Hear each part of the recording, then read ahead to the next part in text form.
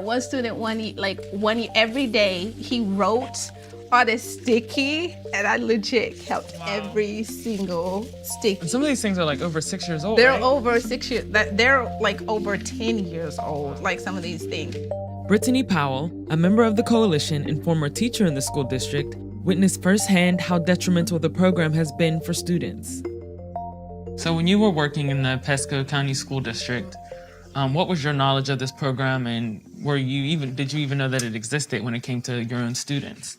No, I didn't know that it existed when I was teaching. I've seen, students that were either LGBTQ, students of color, that were overly disciplined. I've seen that happen plenty of times, where students that are technically good kids that just actually need a real chance, but they're being judged on who they are and where they came from and what their records say. Spending your entire career mostly with kids, what effects have you seen on kids that are met or have contact with police at such a young age? That's probably going to make me cry, because I've seen students feel less of themselves, feel like they can't make it because they already know how everyone else sees them. So I might as well live up to what everyone else's expectations of me are.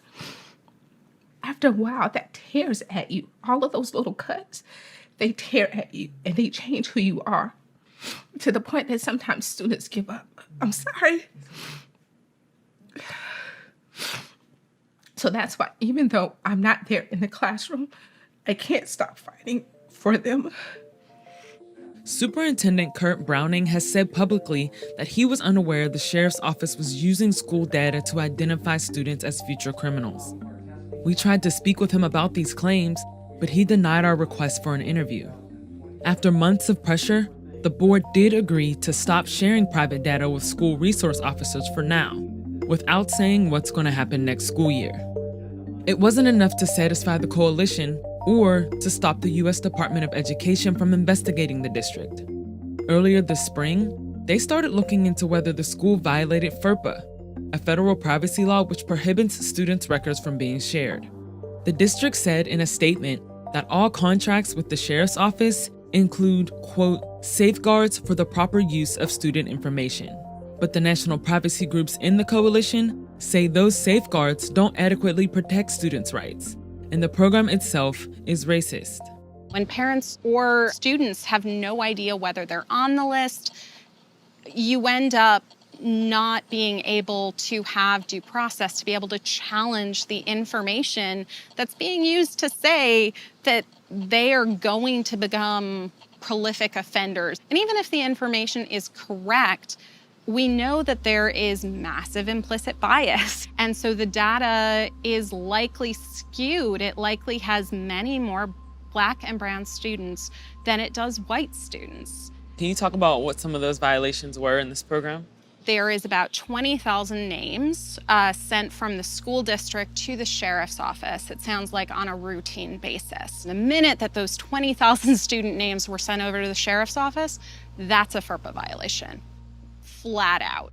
The sheriff's office said NACO was unavailable for an interview, but sent a statement saying the prolific offender program does not use an algorithm to predict criminal behavior and, quote, only considers an individual's criminal history and does not use any additional factors.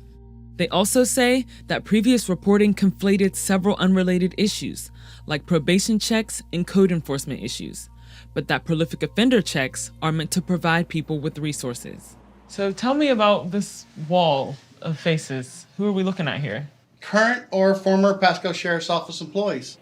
But former narcotics officer Chris Starnes says that's not what he saw during his 20 years with the agency. It says wall of shame. This is mostly heads of departments and bureaus. Mm-hmm. Do you still have a relationship with anybody here? Not a single one. I've been completely ostracized from the entire agency.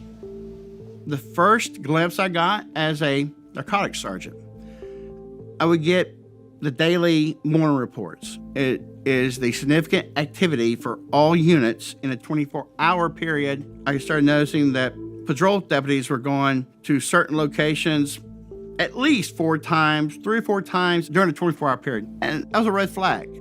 former deputies, including Starnes, have filed several lawsuits against Sheriff Nacco and his department. Sheriff Nacco denies the claims and has moved to dismiss them. In Starnes' case, he says he was personally retaliated against for speaking out against ILP, among other issues.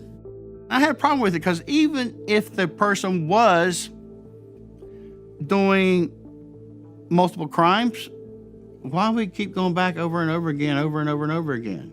Were they going back with warrants? No, it's knocking on the doors. A lot of these tactics is being labeled as harassment. Do you agree with that assessment?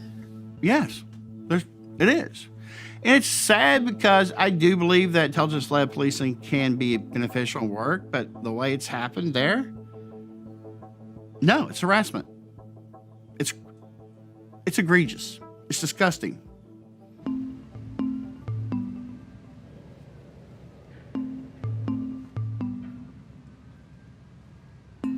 Things that I remember most about this place is being in jail for nothing. Sitting at this light waiting, being on the phone with my daughters, hearing them scream and cry that there's somebody banging on the windows and doors and it's the police. This is the grass they said you kept uncut? This is it. Yeah, this is it. And that's what they are getting you for, literally. Oh, yeah, there's some overgrown grass. What would justice look like for you at this point? I mean, I'd like my name cleared. I'd like my son's name cleared. I fought hard for what little bit I have. You know, I mean, tangible items. Now, your character, how do you get that innocent back? That character is what follows you forever.